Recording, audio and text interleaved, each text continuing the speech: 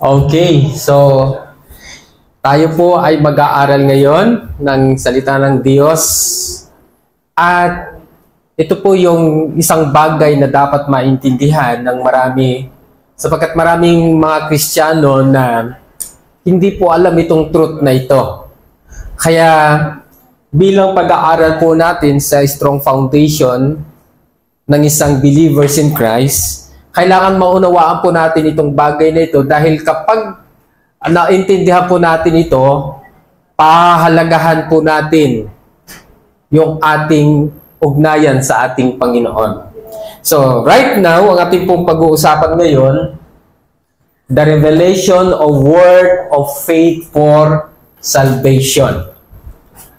Siguro, naninibago kayo dito sa ating topic ngayon. Pag sinabing revelation, ito po ay katotohanan o na-reveal ng pananampalataya o mensahe o salita ng pananampalataya para sa kaligtasan.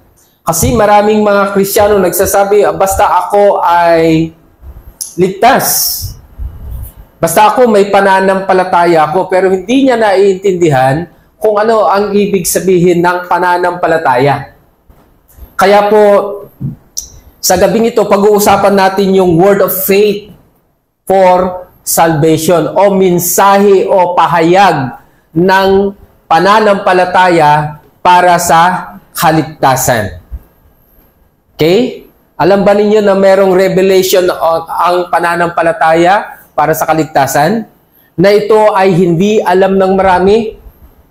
Dahil akala nila, nung tinanggap nila si Lord sa buhay nila, okay lang. Pero dito,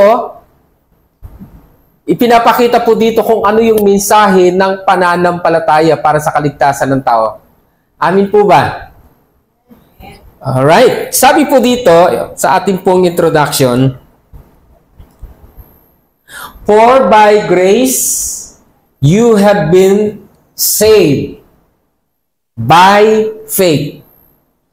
Memorize nito Nothing you did could ever earn this salvation.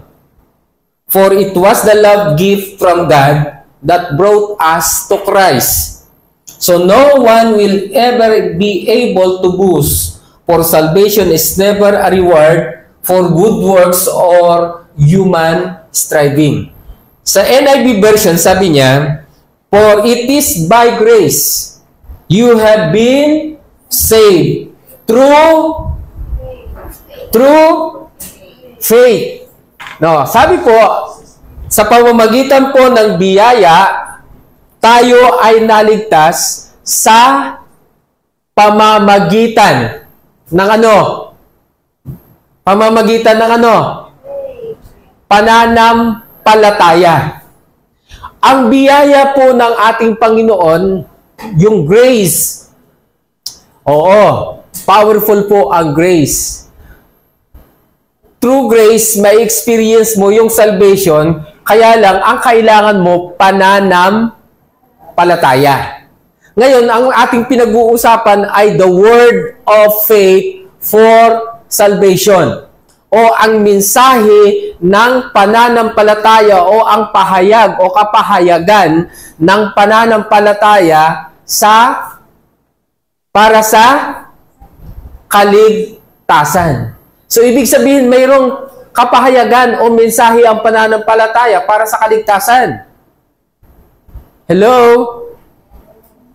Ano yung sa tingin ninyo ang mensahe ng pananampalataya para sa kaligtasan?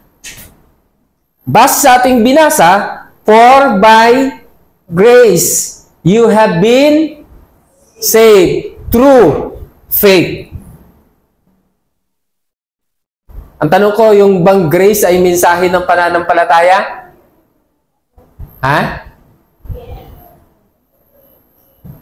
Yung ba yung mensahe ng pananampalataya? For by grace you have been saved through faith. Ang sabi dito, you have been saved through o by faith. Ikaw ay naligtas sa pamamagitan ng pananampalataya. Dahil sa biyaya, tayo ay naligtas sa pamamagitan ng pananampalataya. Tanong ko, yan ba yung word of faith? Word of faith, saved by grace. Yan ba yung word of faith? Yes. Ha? Yan ba yung word of faith? For by grace you have been saved through faith. Ikaw ay naligtas sa pamamagitan ng pananampalataya. So pinapakita dito na kahit mayroong biyaya, kung walang pananampalataya, hindi ka maliligtas. Nagigets niyo? Kasi ang sinasabi ng iba, may biyaya naman eh. Ligtas na ako. Teka, sandali lang. Ano ang ebidensya na ikaw ay ligtas? Nagigets niyo? By faith. Ngayon, sa tingin ninyo, ano yung mensahe ng pananampalataya para sa kaligtasan? Yun yung aalamin natin ngayon. Parang naano kayo ngayon, ano? Kasi nga, naaabuso yung grace. Naaabuso yung grace. Basta ako ligtas dahil sa biyaya. Pero, kumusta yung pananampalataya mo? Dahil sabi niya dito, for by grace, you have been saved through faith. Correct? Basta may biyaya. Ligtas na ako dahil for by grace, I have been saved. Kaya lang, teka, sandali lang. By faith. Kaya kung kahit na meron pong biyaya, kung wala yung pananampalataya, walang kaligtasan sa iyo. Ibig sabihin, ano ngayon ang ebidensya ng pananampalataya? Ano ngayon ang pananampalataya? Grace tayo ng grace, pero hindi natin naiintindihan na may experience natin yung kaligtasan by faith. So, ibig sabihin, mayroong biyaya pero kumusta ang iyong pananampalataya? Without faith, it is impossible to please God. Sana naiintindihan niyo ako. Okay? Dahil sa biyaya, tayo ay naligtas sa pamamagitan ng pananampalataya. Kaya kahit po may biyaya, kung wala kang pananampalataya, wala pa rin sa iyo ang kaligtasan. Ngayon, kung sinasabi natin na tayo ay ligtas dahil sa biyaya, tatanungin muna kita, kumusta ang iyong pananampalataya?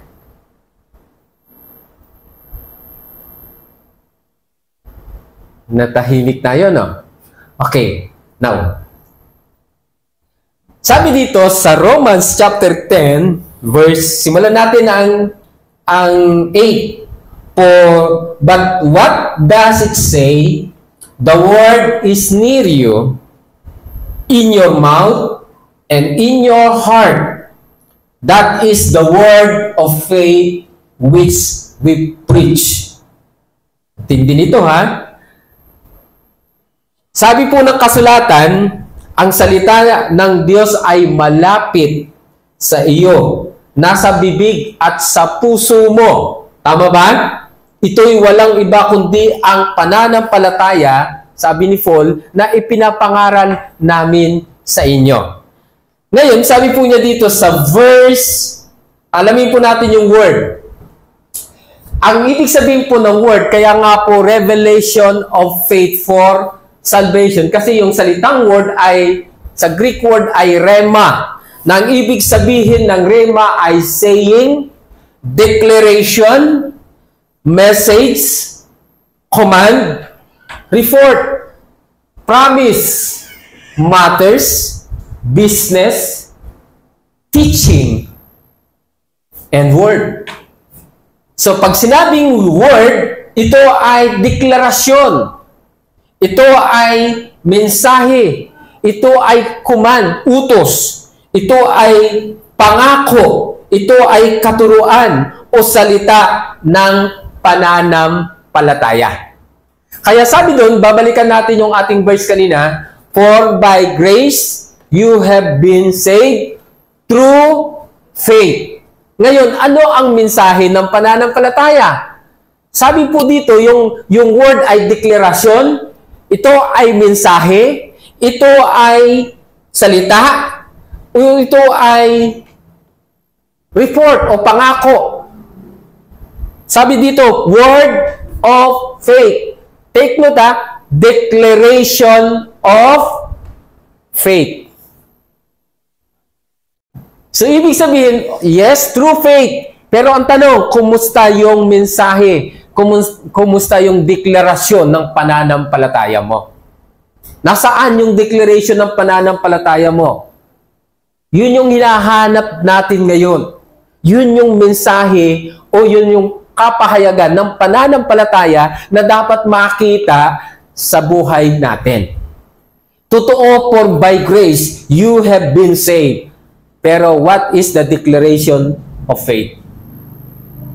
What is the declaration of your faith? What is the message of your faith? Nasaan ang mensahe? Nasaan yung revelation ng iyong pananampalataya? Hello? Hello? O, tignan ninyo yung faith. Sa Greek word ay pistis. What is the declaration of your trust or belief, your assurance, your faithfulness? Yun yung hinahanap ngayon dito. Yung word of faith na ipinapangaral ni Pablo. Totoo na, for by grace, you have been saved through faith. Kaya pag sinabing sa pamamagitan ng pananampalataya, ang kasunod nito, pagdating sa Romans chapter 10, verse 8, what is the declaration of your faith? What is the command of your faith? What is the report or promise of faith? Hello? May natututunan po tayo? Sabi po sa ibang version, this is what the scripture says, the word is near you, it is your mouth and in your heart, that is the teaching of faith that we are telling. So, ibig sabihin, kung by faith we are saved, so ngayon, ano ang katuruan ng pananampalataya? Yung bang hindi ka susunod? Yung bang babaliwalain mo ang salita ng Diyos? Yung ba ang teaching ng pananampalataya? Yung ba yung declaration? Hello? Nagugulat po ako eh. Kasi maraming nagkiklaim, Christian sila, born again sila, pero nasaan yung declaration ng pananampalataya nila?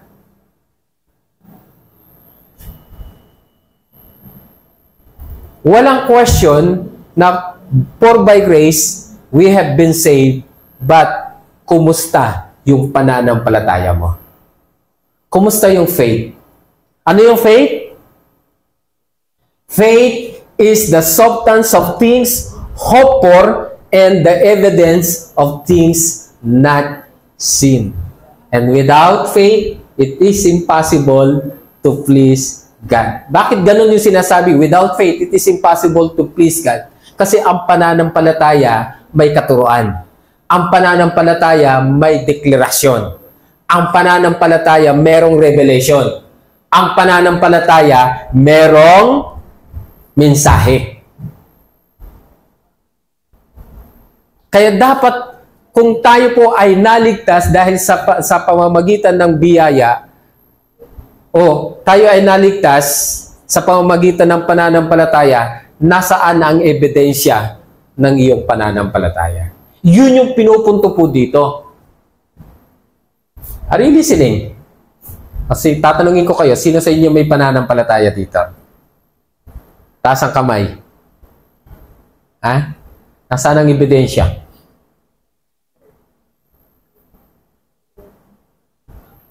Dahil sa biyaya, tayo ay naligtas sa pamamagitan ng pananampalataya. Okay. Ito po yung declaration. Number 1, meron po itong dalawa lang. Ang declaration po, yung word of faith na itinuturo po ni Pablo, ito po ay confess with your mouth that Jesus is Lord of your life. Okay. 2, revelation principle of faith for salvation. Number 1, confess or declaration with your mouth that Jesus is your Lord o is Lord of your life. Yun po yung ano po, yan yung word of faith. Ikino-confess mo na si Jesus ay Panginoon ng iyong buhay. Yun yung mensahe. Yun yung katuruan ng pananampalataya. Ikino-confess ng iyong bibig o ipinapahayag ng iyong bibig na si Jesus ay Panginoon ng buhay mo. Yan ang teaching ng pananampalataya. Kaya kapag sinasabi ng isang tao na siya ay may pananampalataya, dapat si Lord ang Panginoon ng buhay mo. Okay, parang hindi niyo ako naiintindihan. Hello?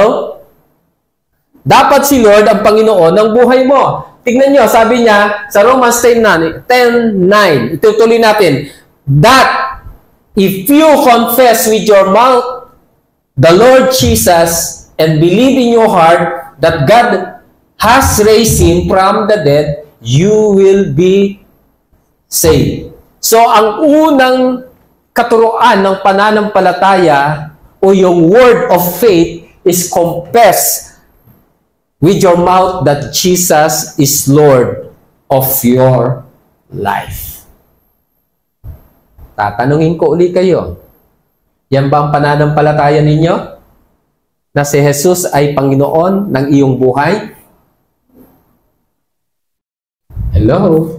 Oh, alamin po natin yung salitang confess. Sa Greek word ay homologeo. Nang ibig sabihin ay to promise, agree, o declare. So that if you declare with your mouth or promise with your mouth o agree with your mouth that the Lord Jesus and believe in your heart that God has raised Him from the dead, you will be saved. Okay.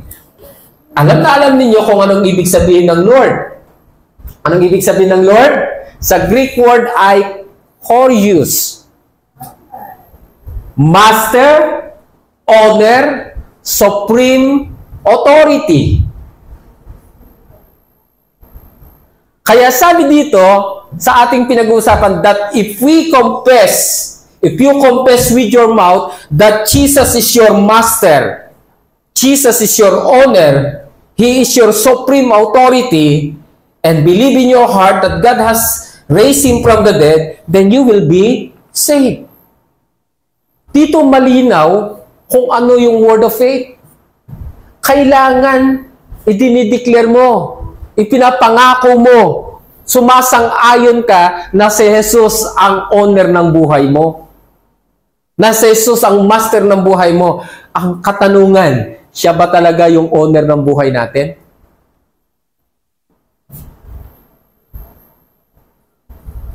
First message principle of faith is confess with your mouth that Jesus is your Lord. O Lord of your life.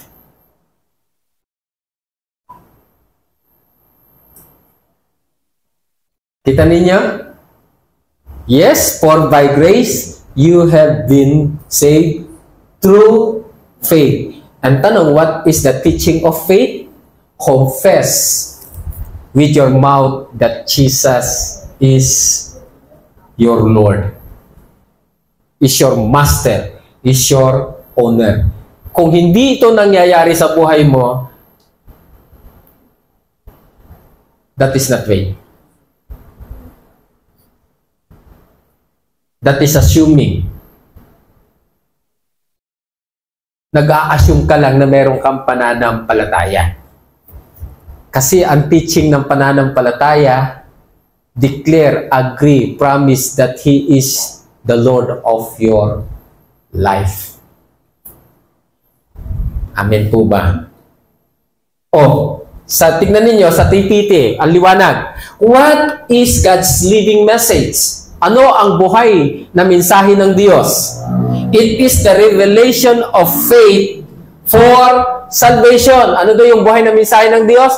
It is the revelation of faith for salvation, which is the message that we preach. For if you publicly declare with your mouth that Jesus is Lord and believe in your heart that God raised Him from the dead, you will experience salvation. Mas malinaw, mas madaling maintindihan sa The Passion Translation.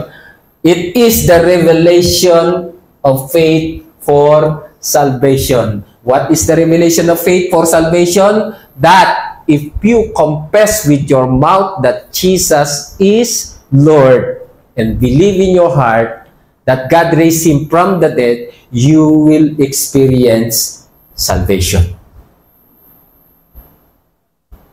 Kaya ngayon, aalamin natin yung pagiging Lord ni Lord sa buhay natin. That is the teaching of faith. Kaya kung sinasabi mong may pananampalataya ka, sandali lang. Ang tinuturo ng pananampalataya, gawin mong Panginoon si Lord sa buhay mo. Kung hindi siya yung Lord ng buhay mo, that is not faith. Okay, tignan natin.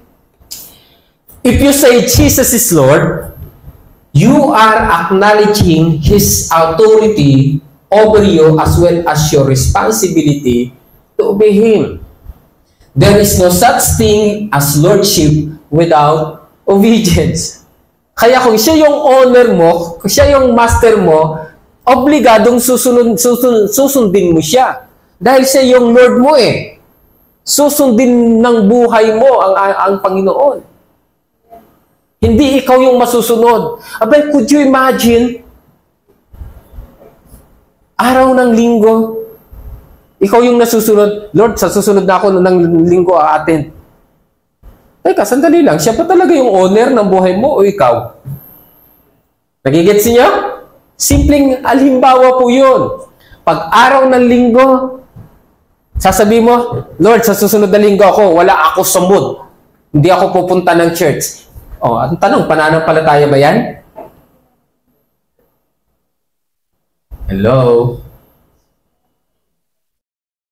Nagigets nyo? Lord, wala akong ganang mag-pray. Sa susunod na lang. Sandali. Siya pa talaga yung Lord mo?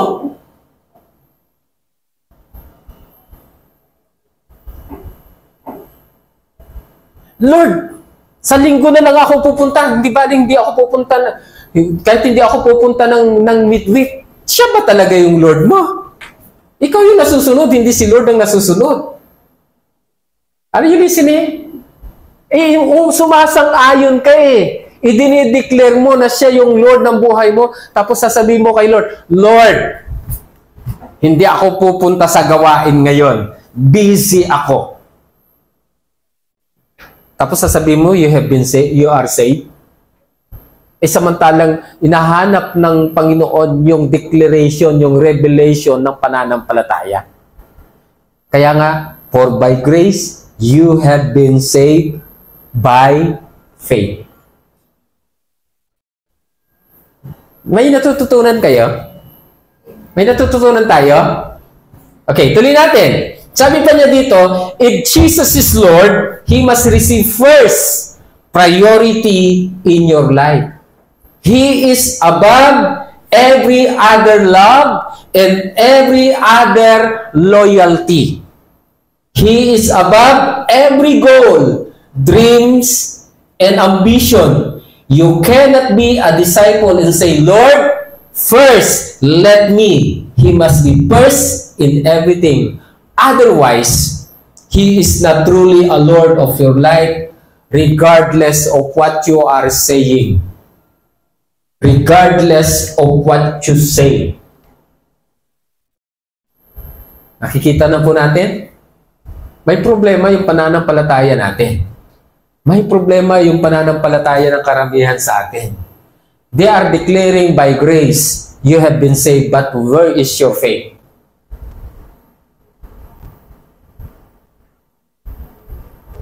Declaration of faith, confess with your mouth that Jesus is your Lord. May natututunan tayo. Hello? May nakukuha tayo, mga kapatid? Ang liwanag po nito eh. Faithful tayo ng faith, pero hindi pala natin naiintindihan kung ano ang katuruan o mensahe ng pananampalataya. Sasabihin natin, I have faith, meron akong pananampalataya kay Lord. Teka, sandali, naiintindihan mo ba yung sinasabi mo na meron kang pananampalataya kay Lord? Sumasang-ayon ka po, nangangako ka na siya yung Panginoon ng buhay mo. Yun ang faith. Hello? Siya yung first priority above all. Siya yung dapat maging Lord ng buhay mo. Amin po ba? May natututunan?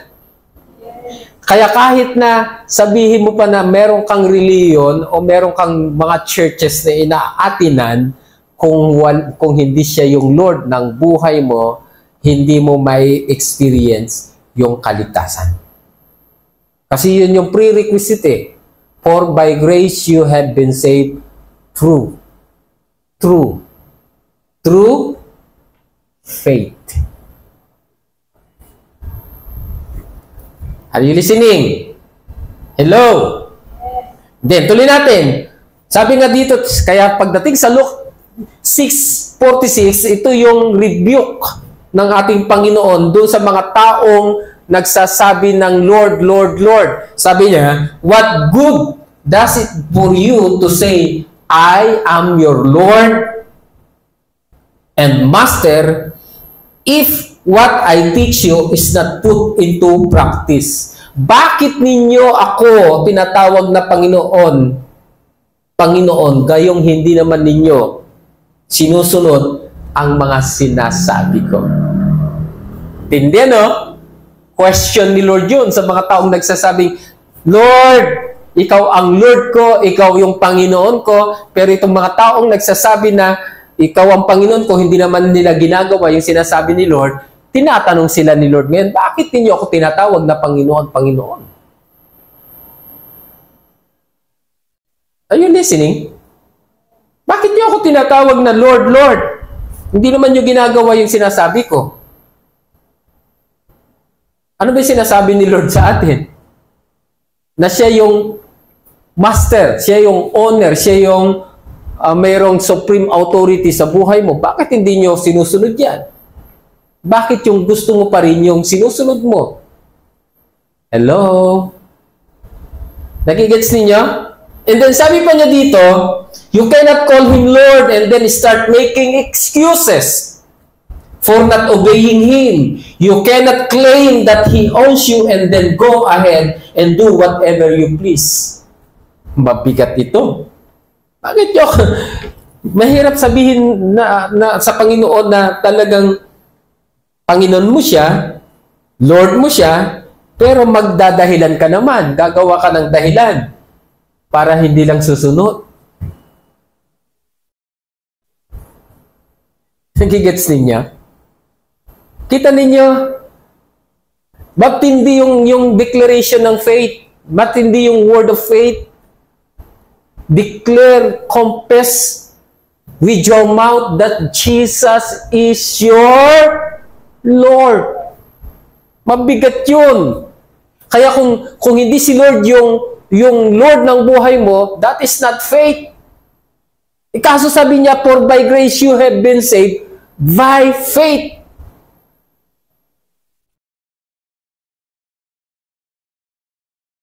Kaya kapag tinanggap mo si Lord sa buhay mo, nanampalataya ka, kailangan siya yung maging Lord ng buhay mo. Kasi yun yung mensahe ng pananampalataya sa Kanya. Yun yung back-up ng biyaya. Ang biyaya ay na kay Lord. Tama? Ang grace ay na kay Jesus. Tama? Grace and truth ay na kay Jesus. Pero kailangan maging Lord siya ng buhay mo. Yun yung mensahe ng pananampalataya. Hindi pa pwedeng by grace lang.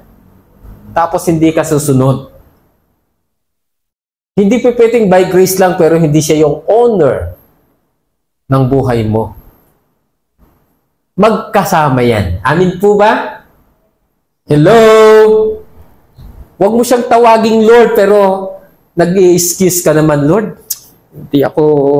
Wala ako sa mood ngayon. Hindi ako pwedeng wala akong ganang mag-pray. Nakakahiya pag gano'n. Nagigets niya.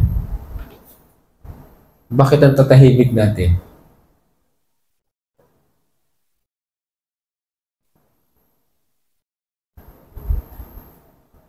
Siya ba ay Lord lang every Sunday ng buhay mo o 24/7?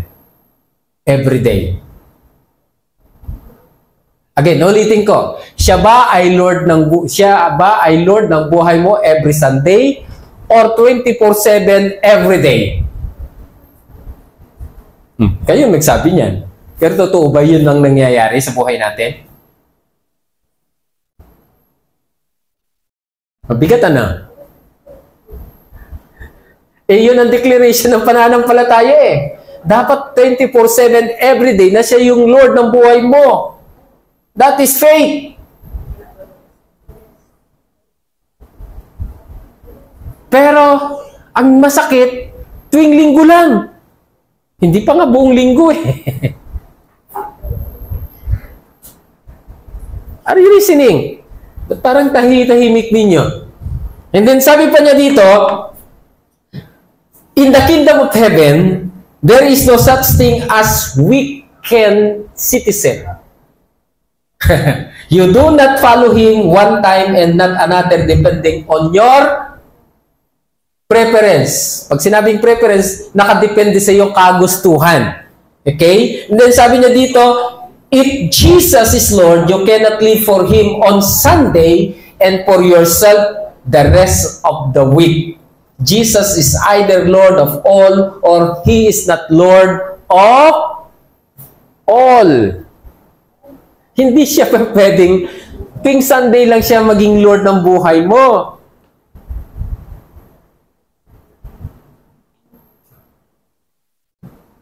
Dapat 24/7 every day. Sabi mo, 24/7 every day. Siya yung Lord. Siya yung Master ng buhay mo. Ang ibig sabihin niya, kapag 24/7 every day, you have no right to do your own without His consent. Without His approval.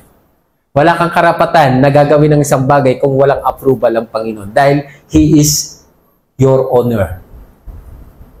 He is the owner. Not yours. Gets niyo? May natututunan tayo? Ha? Isang principle pa lang yan. Isa pa lang message of faith yung pinag-uusapan natin. Confess. Confession. Confess with your mouth that Jesus is Lord of your life. Tuloy pa natin. Sabi niya dito, ano bang ibig sabihin ng living under Lordship of Jesus Christ? Number one, sabi niya dito, if Jesus is Lord, He must receive first priority in your life. Ang unang ibig sabihin ng living under the Lordship of Jesus Christ, if Jesus is Lord, He must receive first priority in your life. Siya dapat yung unang tumatanggap ng first priority sa buhay mo. Hello? Nagigets niya? Tanong, yun bang nangyayari? Sagutin niyo ako, yun bang nangyayari? No! Ang dami nga nating dahilan eh. Ang dami nga nating palusot eh. At ang masakit, yung pang gusto natin, yung ginagawa natin, at hindi yung gusto ni Lord, yung ginagawa natin. Dahil dahil doon sa pagsasabi o kaisipan na, for by grace, I have been saved. But, what is faith? Pero ano bang pananampalataya? Kasi sabi niya, by faith or through faith. Ngayon, sabi po dito, tingnan ninyo. Ito, sa Matthew chapter 8, verse 21 to 22, sample ito ha. Then another man spoke up and said, Lord, I will follow you. But first, I must take care of my aged father and bury him when he dies. But Jesus said to him, now is the time to follow me and let those who are dead bury their own dead. Ngayon, tignan ninyo, paano nyo ba iniintindi itong verse na ito? Merong isang tao na nagsasabi sa Panginoon, Lord, susunod ako sa iyo, pero pwede ba? Naalagaan ko muna yung matanda kong magulang hanggang sa mamatay bago ako susunod? Yun yung sinasabi dito eh. Tama ba? Hello? Ibig sabihin, kapag patay na yung kanyang magulang, saka lang siya susunod.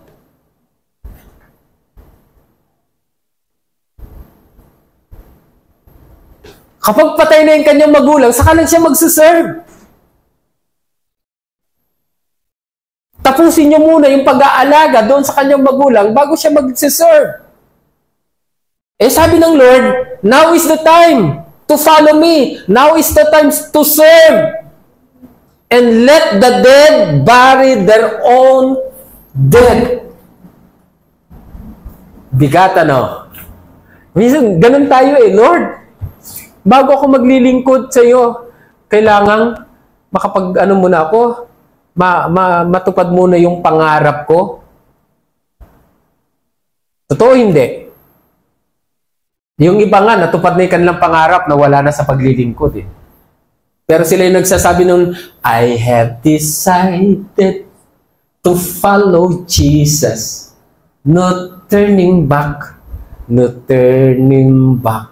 Aba, nagkaroon lang ng trabaho, nawala na yung pagsunod. Nawala na yung paglilingkod. Yung gusto na nila ang nasusunod. Parang ganito yan. I will follow you, me Lord, but I must take care of my old father and bury him when he dies.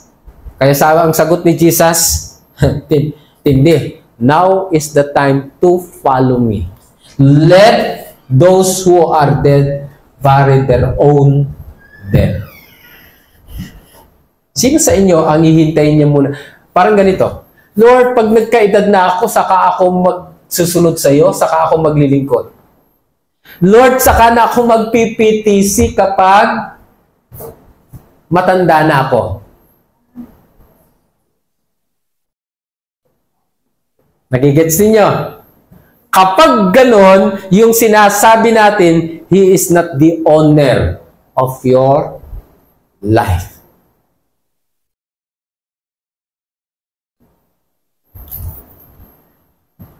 Amen? Parang tatahimik ko natin ngayon. Dami nating palusot eh. Sa totoo lang, dami nating mga palusot sa buhay. Sinasabi ni Lord sa iyo, o share mo na yung kapitbahay mo, Lord, pwede ba si pastor na lang ang mag-share? Eh si Lord nga nagsasabi sa iyo eh. Hindi naman si pastor ang sinabihan, ikaw naman ang sinabihan. Malaking problema, ang malaking problema dito, kung yung sinabi ni Lord na siran mong kapitbahay mo, biglang namatay, sino ang mananagot? Nagigets ninyo? Nakukuha niyo yung sinasabi ko? Sinong mananagot kung yung kapitbahay mo na sinasabi ni Lord sa iyo, oh, Chelsea, share mo si Lord doon sa kapitbahay mo. Sabi ni Chelsea, Lord, I'm not ready. Bata pa ako. Di ba? Ganun minsan. Paano kung kinabukasan namatay? Nabangungot. Si Lord na nagsabi sa iyo, sino mananagot? Sino may sagutin? Di ba? Yun yung dapat nating makita. Ngayon, sabi niya dito, whoever loves father or mother or son or daughter more than me is not fit to be my disciple. And whoever comes to me must follow in my step and be willing to share my cross and experience it as his own, or he is not worthy of me. Those who cling to their lives will give up true life, but those who let go of their lives for my sake and surrender it all to me will discover true life. So, meron po isa naman na alagad na sabi sa kanya, isang tao, Panginoon, maaari po bang umuwi muna ko? Yun sabi doon kanina. Then tapos sabi niya, ang nagmamahal sa kanyang magulang ng higit sa ating Panginoon ay hindi karapat-dapat sa ating Panginoon. Tama po ba? Ang nagmamahal ng higit sa kanyang anak ng higit sa Panginoon ay hindi karapat-dapat sa Panginoon. Yun ang sinasabi niya dito. Are you listening? Nagigets ninyo? Hello? Pero, ang sino mang matindi, ang sino mang ayaw sumunod sa Panginoon dahil natatakot siyang mamatay, layo ng Tagalog, ano? Natatakot siyang mamatay para sa Panginoon ay hindi karapat-dapat sa Panginoon. Yan sinasabi niya dito. Those who cling to their lives will give up true life, but those who let go of their lives for my sake and surrender to the Lord, then sino yon? Madidiscover niya yung buhay. Ang bigat nito eh. Kaya kung mas mahalaga sa atin yung ating magulang ng higit sa Panginoon, bakit? Hindi ba mahalaga ang magulang? Tama? Nagigets niyo? Hindi ba mahalaga yung mga magulang natin? Pero kung yung magulang natin ang siyang hadlang, nagiging hadlang para hindi tayo sumunod sa Panginoon, ang tawag doon, malaking problema. Tama, mahalin ho natin ang ating mga magulang, pero dapat yung pagmamahal natin sa magulang natin ay hindi hihigit sa pagmamahal natin kay Lord. Are you listening? Nagigets niya? Mahalin natin ang ating mga magulang pero hindi dapat mas hihigit yung pagmamahal natin sa magulang natin kaysa sa Panginoon. Bakit? Sino mas mahalaga? Si Lord o yung magulang? Sino mas mahalaga? Yung career natin o si Lord? Sinong mas mahalaga? Yung kaibigan natin o si Lord? Sinong mas mahalaga? Yung trabaho natin o si Lord? Di siyempre si Lord dahil si Lord lahat ang nagbibigay. Tama po ba? Hindi naman sinabi ng Panginoon na hindi natin mahalin ang ating mga magulang. Hindi naman sinabi ng ating Panginoon na wag natin pahalagahan yung ating career. Pero dapat, pag sinabi ni Lord na ito yung gawin mo, dahil siya yung nagmamay-ari sa iyo, susunod ka. Palakpakan nga natin si Lord. Hello! Alright. Ito pa. Sa Luke chapter 9, verse 59 to 62, Jesus then turned to another and said, "Come, be my disciple." He replied, "Someday I will, Lord." Anong ibig sabihin ng someday? Darating ang panahon, Lord. Susunod ako, parang ganon. Tama ba? Someday, I will, Lord, but allow me first to fulfill my duty as a good son and wait until my father pass away. Yan, nabanggit ko sa inyo kanina yan. Pwede ba gawin ko muna yung aking tungkulin bilang isang mabuting anak sa aking mga magulang hanggang sila ay mag-pass away, hanggang sila ay mamatay? O masama ba yung kanyang request? Masama ba? Hindi. Mabuti yun. Kaya lang, sabi ng Lord, come, be my disciple. Halika. Maging alagad kita. Sumunod ka sa akin. Ngayon, Jesus told him, don't wait for your father's burial. Let those who are already dead wait for death. As for you, go and proclaim everywhere that God's kingdom has arrived.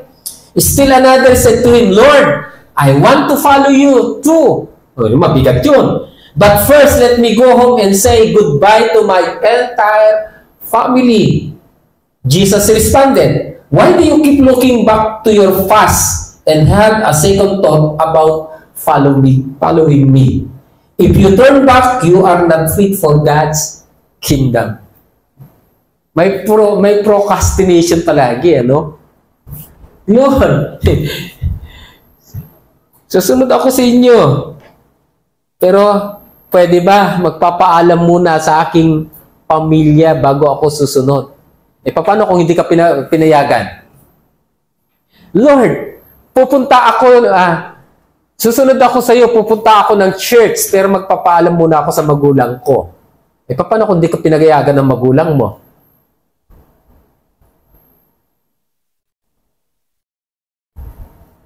Ang binabanggit po niya dito, yung bang lagi mong nililingon yung nakaraan mo dahil nagdadalawang isip ka. Kung susunod ba ako kay Lord, ano mangyayari sa akin?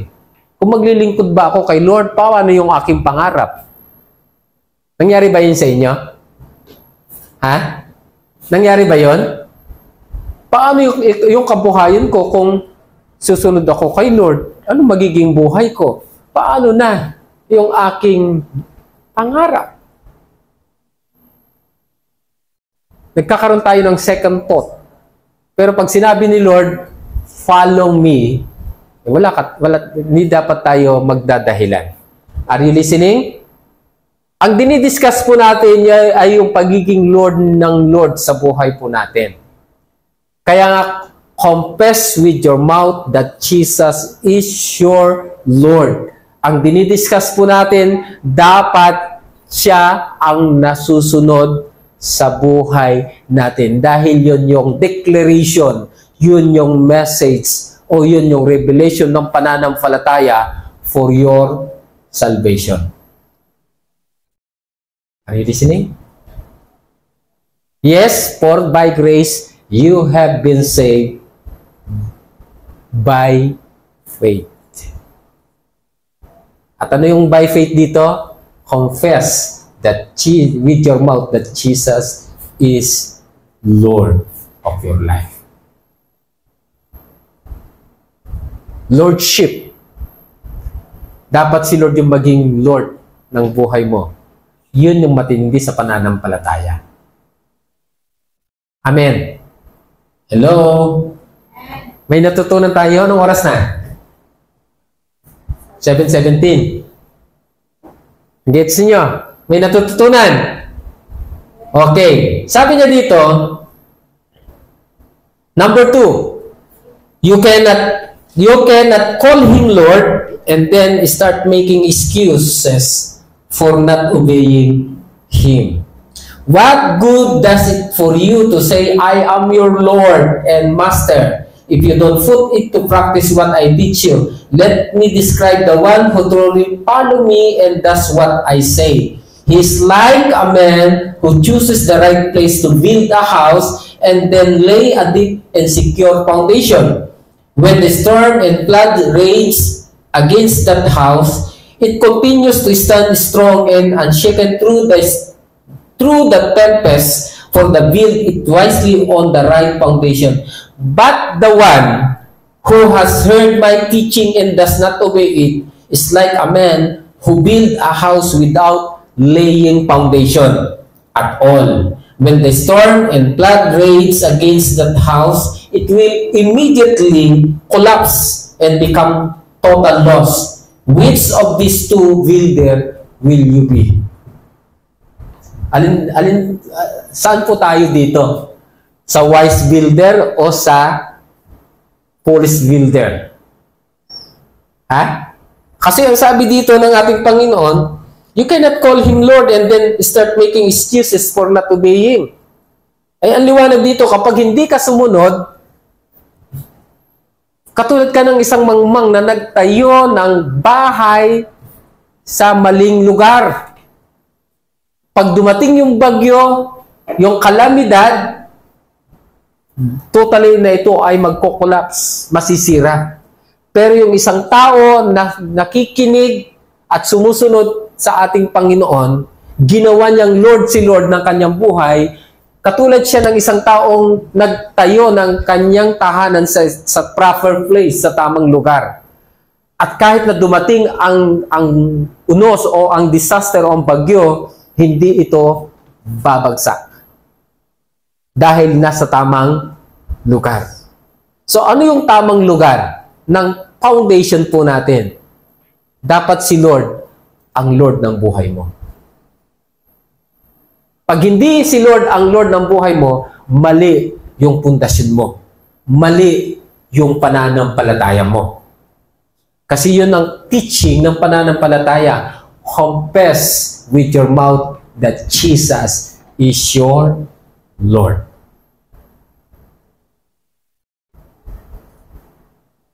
Are you with me?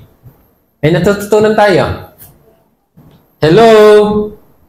And number 3, living under a Lord also means giving up all concept of personal ownership.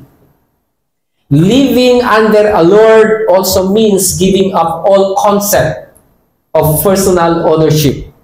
One day, a wealthy Jewish nobleman of high standing posed this question to Jesus. Wonderful teacher, what must I do to receive eternal life? Kausap niya po dito ay isang Hudyo. Jesus answered, why would you call me wonderful when there is only one who is wonderful, and that is God alone? You already know what is right and what the commandments teach. Do not commit adultery, do not murder, do not steal, do not lie, and honor your father and your mother. The wealthy leaders replied. Anong kanyang reply? These are very things I've been doing for as long as I can remember. Nagawa naman niya yung utos, tama ba? Correct? Nagawa naman niya. Then tuloy-tuloy natin. Sabi po dito, Jesus said, there is still one thing you're missing in your life. What is that? As the Lord man, you must go and sell everything your own and give all the proceeds to the poor, so you will have eternal treasure. Then come and follow me. This word devastated the rich leader, for he was extremely wealthy. Jesus saw his disappointment, and looking right at him said, it is next to impossible for those who have everything to enter into God's kingdom. Nothing could be harder. You could compare it to trying to stop a rope through the eye of a needle. Hindi, ano?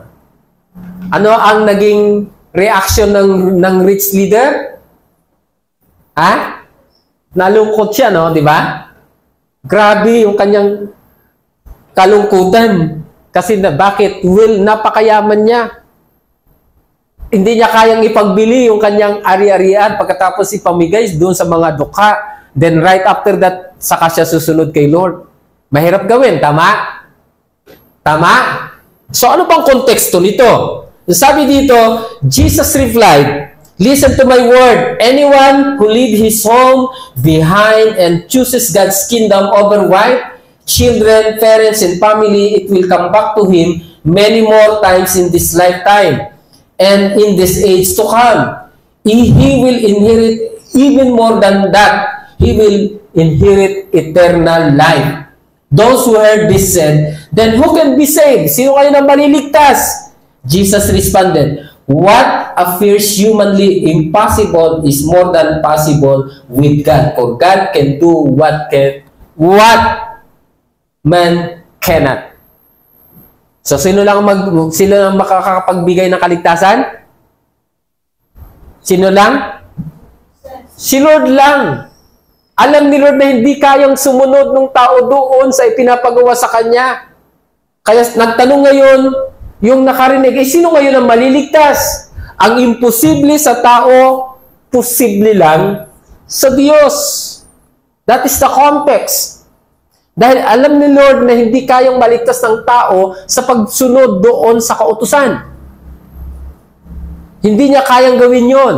Na kaya niyang gawin na hindi mga lunya, pero yung give up his possession and give to the poor and then follow me, yun ang mahirap. Nagigets ninyo? Ang hirap. Sa panahon natin ngayon,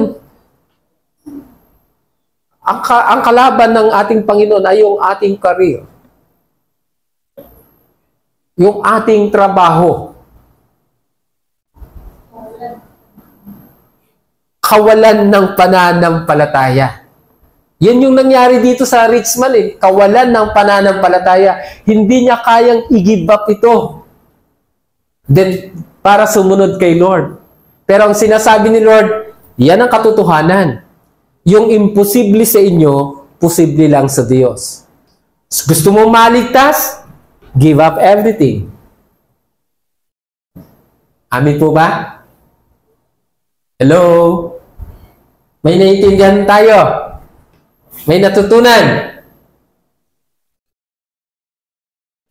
Note, compassion that Jesus is Lord is not a work of merit that causes God to have mercy on us and save us.